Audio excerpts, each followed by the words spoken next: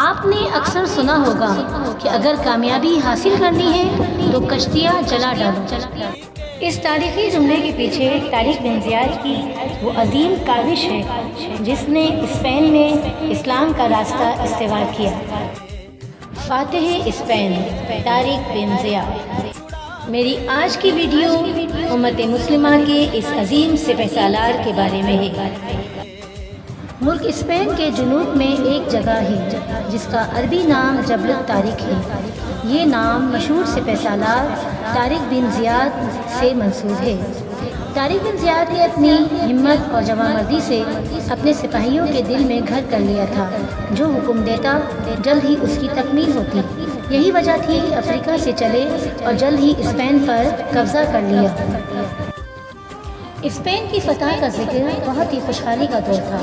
اس وقت بنو امیہ کے چھٹے خلیفہ ولید اول کے زمانے میں موسیٰ بن نصیر شمالی افریقہ کے حاکم تھے۔ اس وقت ملک اسپین جو کہ ہمسایہ ملک تھا، اس میں عیسائی بادشاہوں کے ظلم و ستم سے رعایا بہت پریشان تھی۔ لوگوں نے موسیٰ بن نصیر کو درخواست کی کہ وہ اسپین پر حملہ کریں اور انہیں نجات دلائیں۔ چنانچہ موسیٰ بن نصیر نے ولید اول سے اجازت لے کر اپنے ایک سپہ سالار طارق بن زیاد کی سرکردگی میں 60,000 کی افواج حملے کے لیے روانہ کی۔ اس وقت وہاں کے عیسائی بادشاہ کا نام روڈرک تھا۔ عیسائی افواج 1,00,000 تھی۔ جبکہ طارق بن زیاد جبل الطارق کے مقام پر اترے تو انہوں نے اپنی تمام کشتیاں جلا ڈالی جس میں کہ وہ آئے تھے اور ایک تاریخی تقریر کی۔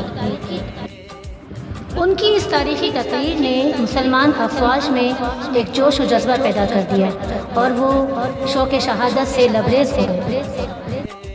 مسلمان افواج نے عیسائی افواج کا مقابلہ انتہائی دیدہ دلری سے کیا اور کامیابی حاصل کی۔ یہ فتح اسلام کی بہت بڑی فتح تھی۔ اس نے یورپ میں اسلام کا راستہ استوار کیا۔ طارق بن زیاد نے اسپین میں اسلام کا بول بالا کیا اور تاریخ میں ان کا نام ہمیشہ کے لیے امر ہو گیا۔